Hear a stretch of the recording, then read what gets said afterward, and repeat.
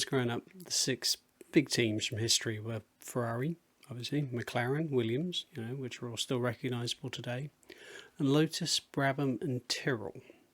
Now, I've done a video previously about Tyrrell, but it's been a while since I've done anything racing history, so I thought I'd take a look at Brabham.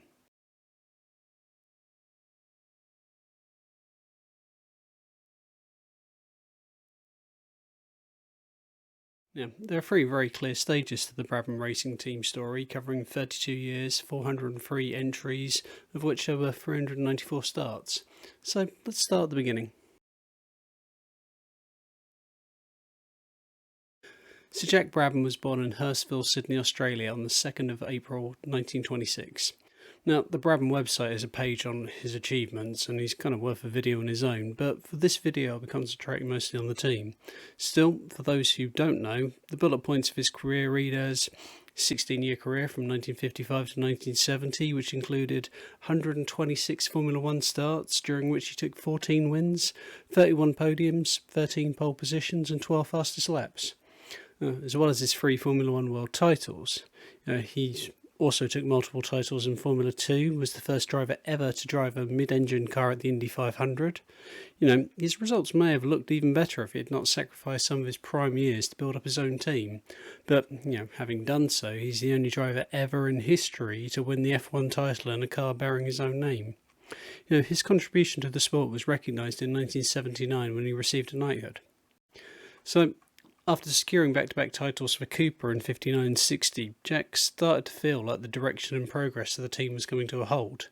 He even had got in touch with his old friend Ron Turnack to work with him upgrading cars in England, which resulted in Ron and Jack both working on the 1960 Cooper after Charlie Cooper had been reluctant to update the car. While Jack would stick with Cooper in Formula 1 for the 61 season, behind the scenes he and Ron set up Motor Racing Developments, which acted as an independent racing car manufacturer, although the cars would be called Brabham and have the BT suffix in the chassis name, which stood for Brabham Turnack. When Jack set up the Works Brabham Racing organisation for the 62 season, they were paying £3,000 to Motor Racing Developments per car, but were getting upgrades free. Whilst new to the world of manufacturing racing cars, the 1962's BT3 still managed 2 fourth-place finishes during that year. But importantly, they learned several lessons which could be transferred to the following year's car, the BT7. Jack won early in the season at the non-championship Solitude Grand Prix and took 2 podiums during the season as well. The real glory went to his teammate Dan Gurney, who took 2 wins at the French and Mexican Grand Prix, allowing the team to take third place in the Constructors and only their second year of competing. The introduction of the 1500cc engine category, though, proved damaging for the team, as they suffered poor reliability of their new engines, while other teams like Ferrari and Lotus were able to take advantage of the new regs and changes in technology. The next change, though, worked for Brabham.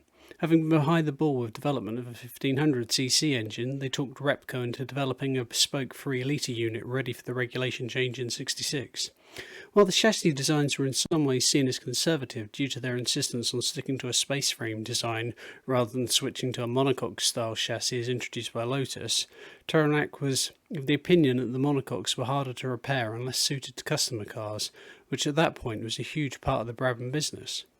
But while the chassis type was old school, the design work certainly wasn't, with the team being one of the first on the grid to adopt the use of the latest wind tunnel technology available to produce a very competitive package, which Sir Jack exploited to full effect, taking 4 race wins in a row on the way to his 3rd world title, and his place in history as the only man ever to win the title in a car bearing his own name.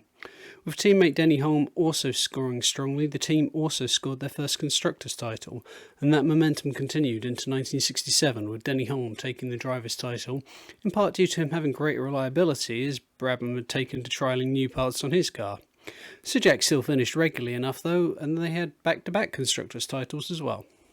Poor reliability in the 1968 season lost them their competitive edge though, as Brabham and new driver Jochen Rindt only managed to see the checkered flag 3 times between them during the whole of the season, which may well have helped with Rindt's decision to move to Lotus for the following season. The 1969 season was more positive, with Jackie Ickx finishing second to Jackie Stewart, and the Brabham team securing second in the Constructors. Sir Jack, now in his early 40s and realising his best days were probably behind him, had been talking to Rindt and his sort of manager Bernie Ecclestone about Rindt returning to the Brabham team. And if that had happened, then Sir Jack would have retired at the end of the '69 season.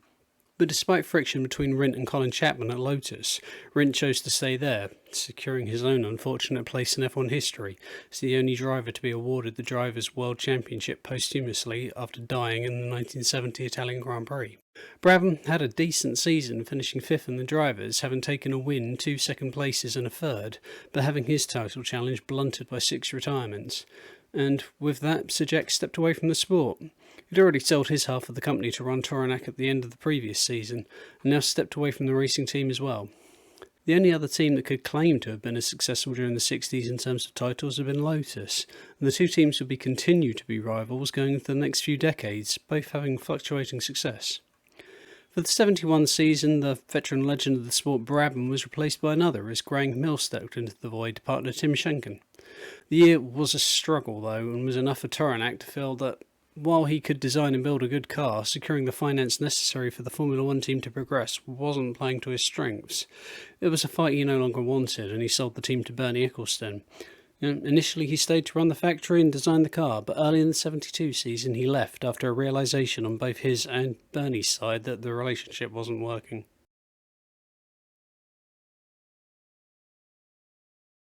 Bernie's interest in the business hinged entirely on the Formula One team. While motor racing developments would continue to exist, it would be reduced to a fragment of its previous importance. In the '60s, the company had produced no less than 500 racing cars, selling them for customers in Formula 1, Formula 2, Formula 3, Formula 5000, IndyCar and Sports Car, one of which was even modded for Can-Am. As well as the works Brabham's cars, they also supplied Formula 1 cars to both Frank Williams Racing and Rob Walker Racing, among others. In the 1965 British Grand Prix, as well as the 2 works cars, there were 5 customer Brabhams on the grid. In the junior formulas in 1966 alone, there were 89 Brabham chassis racing in the various series. With Ron Tauranac and Jack Brabham no longer at the company though, this business ground to a halt. It was all changed in the F1 team as well. '72 was a write-off as a transitional year, but for '73 the young South African Gordon Murray had become chief designer and Herbie Blash moved over from the F2 programme to become the Formula 1 team manager. The pair of them would form the other 2 corners of the Brabham triangle with Ecclestone for the next 15 years. The first car from Murray was a solid first effort, with Carlos Reutemann securing 2 podiums. The following year they'd build on this as Reutemann would take 3 wins, the team's first since 1970. The following year showed more of the same as Reutemann and Carlos Pace took a win apiece and 8 podiums in total to take third in the Constructors' Championship. Bernie was a believer that you couldn't beat the others by doing the same as them, so while the other successful British teams of the period, Lotus, McLaren and Tyrrell, all opted for the Cosworth DFV engine, he secured a contract with Alfa Romeo for their powerful units. Unfortunately, these proved to be heavy, bulky and unreliable, causing Murray some packaging issues with his designs for the next 5 years. Reutemann left the team at the end of '76, replaced by John Watson. But the team was struggling because of the issues the engine was giving them. Things looked to be improving going into the '78 season. The BT46 had been optimised to work round the engine, and Bernie had secured the services of 2-time world champion Niki Lauda. But not for the first time though, the Brabham team and the rest of the grid were outmanoeuvred by Colin Chapman and Lotus, who changed the game with the introduction of ground effect and the dominant Lotus 79. At the Swedish Grand Prix, Murray hit back with the infamous BT46B fan car, and Niki took the win. There was dispute over the legality of the car though, and Ecclestone, needing the support of the other teams in his ongoing battle with the governing body, withdrew the car. Niki would have another win that year, but that was the high point. 1979 saw a breakdown in the relationship with Alfa Romeo, a chassis that proved to be aerodynamically sensitive, and Lauda walking away from the sport mid-season, all culminating in the team sliding to 8th in the Constructors' Championship. The fallout with Lauda saw Bernie give in and secure a supply of the Cosworth DFV engines the 1980 season, which were both lighter and more reliable, improving the performance of the car massively, with Nelson Piquet taking 3 wins and 2nd in the Drivers' Championship, with the Brabham team improving to 3rd in the Constructors' Championship. The following year saw an updated version of the BT49, the C variant, with improved ground effect and a hydro-pneumatic suspension to get around ride height limitations. Piquet won 3 races and took the driver's title with the team's second in the constructors, while some of the other teams called foul over the design, arguing about the legality of the suspension, not the least from Chapman and Lotus, whose own twin chassis telescopic suspension design had been banned after protests led by Bernie and Brabham.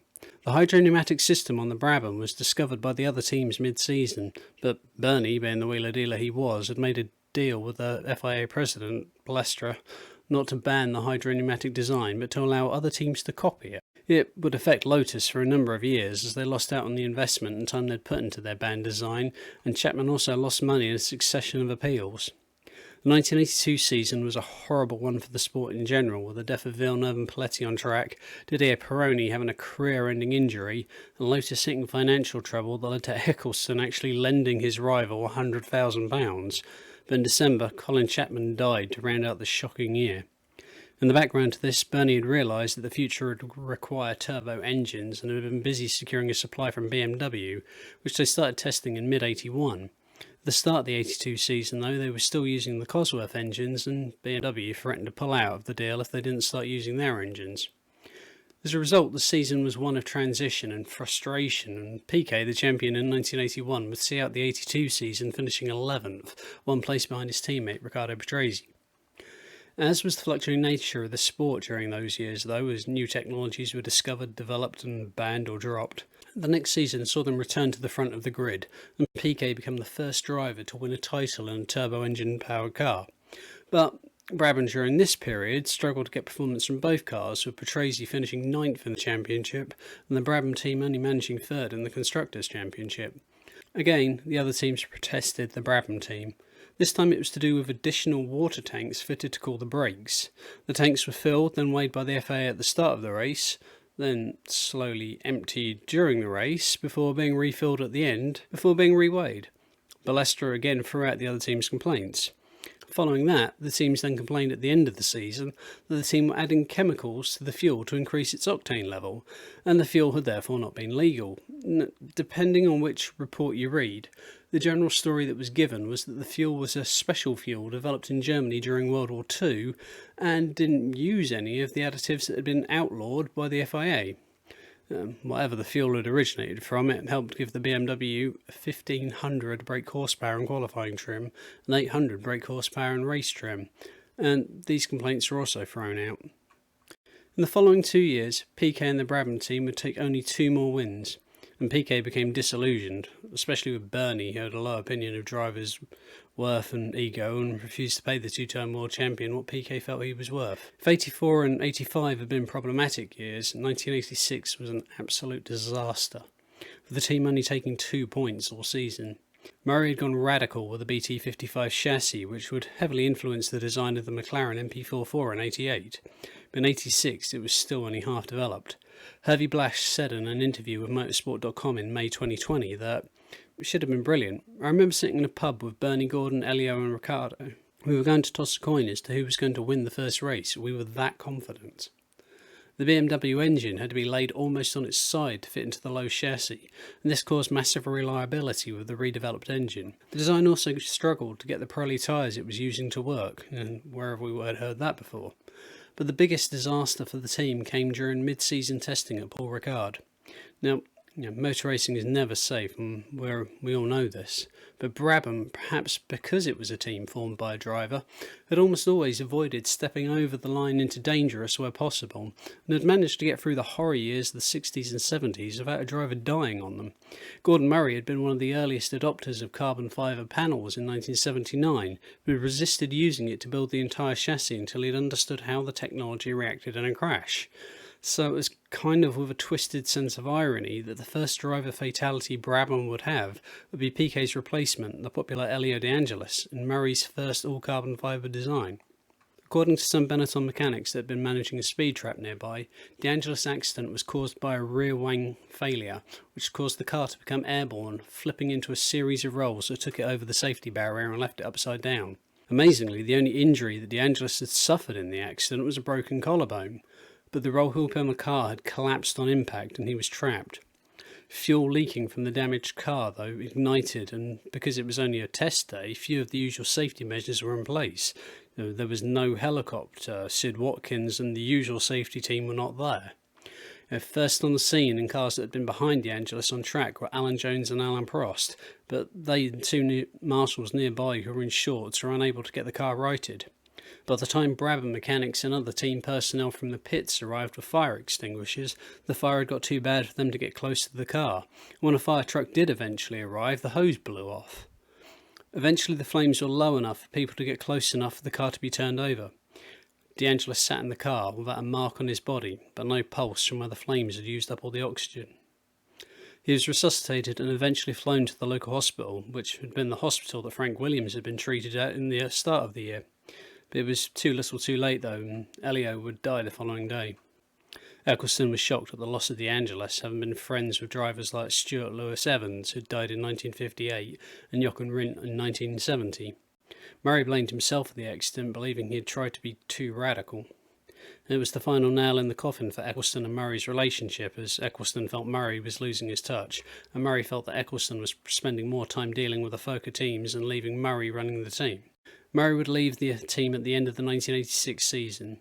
Worse still for Ecclestone, BMW was losing patience and had started developing their own car, although they gave up on that idea and pulled the plug on their F1 operation, and their backing on the Brabham team. 1987 was a year of misery for Ecclestone. With the financial support from BMW gone, the money wasn't there to develop the car. BMW had given the team a supply for the final year of their contract, but they were the laid-down design that had failed so spectacularly the previous season, and they weren't developing them anymore. The pit lane was also no fun for Ecclestone anymore, with old rivals and competitors missing. Colin Chapman was dead, Teddy Mayer was gone from McLaren, and his replacement Ron Dennis, Bernie found irritating. And Frank Williams was still missing after the accident that had caused his paralysis. 4 seasons after securing their last driver's title, the team narrowly avoided finishing last in the Constructors' Championship, and it was time for Ecclestone to move on.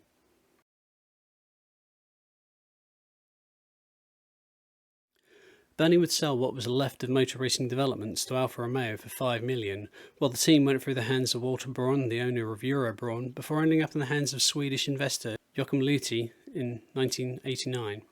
With no engine deal in place, the team had missed the entry deadline for the 88 season, and when they emerged for the 1989 season, it was with Judd V8 power and with drivers Stefano Modena and Martin Brundle at the wheel.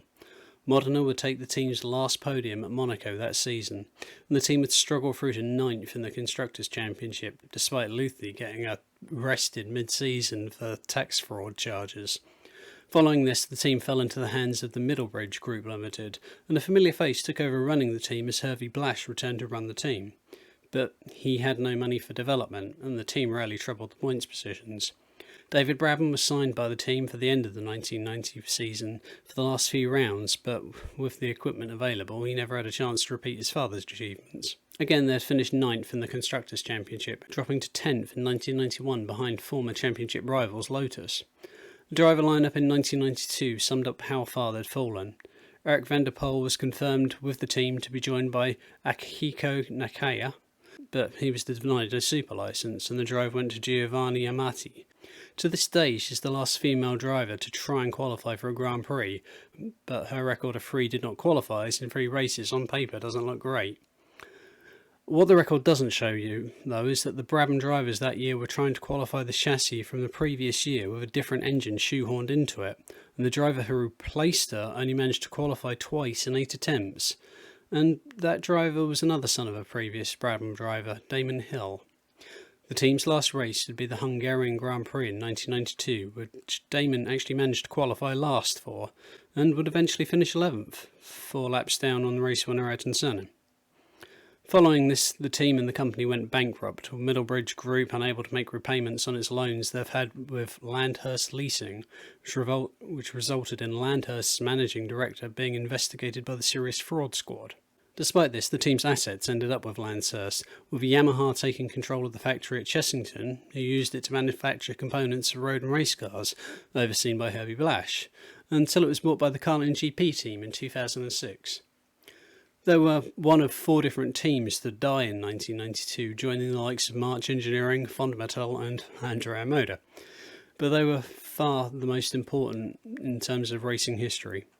In 2009, Franz Hilmer confirmed that he had use of the Brabham name and wanted to use it to enter a team for the new cost cap regulations that Max Mosley was trying to introduce for the following season. Now, the Brabham family hadn't been consulted regarding the use of the name and ended up seeking legal advice regarding it. Since 2014, the Brabham racing team has existed, formed by the family with David Brabham taking the lead, and in 2015 the team was entered into the WEC Championship and the 24 Hours of Le Mans in the LMP2 class. In 2018, Brabham Automotive launched the BT62, a track day car with a production run of 70, celebrating 70 years of the Brabham family racing. As a result of interest from customers, they were offering a road conversion kit as well, but it's probably not going to major in GT comfort and sensibility, to be honest. So far, the car's only real outing had been in the Brit car into the night race at Brands Hatch in 2019, but there are plans to enter it in the GTE class at Le Mans in 2022. The Brabham Racing team's achievements in their 31-year history included 4 drivers' titles, 2 constructors' titles, 35 Grand Prix victories, 120 podiums, 40 poles and 42 fastest laps. In the early days when they sold racing cars, there were 700 racing cars produced by the company. As a company, they were synonymous with both innovation and, in their later years, controversy. Mack and Murray were some of the best designers of their eras and made Brabham one of the first teams to make use of wind tunnels from 1963. One of the first to use full-width rear wings alongside Ferrari in the 1968 Belgium Grand Prix, introduced carbon-carbon brakes to F1 in 1976, and has set the standards for pushing the boundaries with ideas like the hydro-pneumatic suspension and the BT46B fan car. They also reintroduced refuelling to the sport in 1982 for the first time since 1957, having got the time down for refuelling and tyres to an impressive for the time 14 seconds. Like a lot of the great teams of the past, they disappeared from the sport with a whimper that was not reflective of their importance, but the Brabham name still goes on because of the racing passion of the family that started it all. I'm looking forward to seeing them at Le Mans in 2022. Now, I started watching Formula 1 in the late 80s, and I vaguely remember the collapse of Brabham. What I knew about them was the way they'd faded out, and that once they'd been a good team. I enjoyed researching this video and to put flesh on the story that I half knew. Hopefully you've enjoyed it too. Until next time, thank you for watching.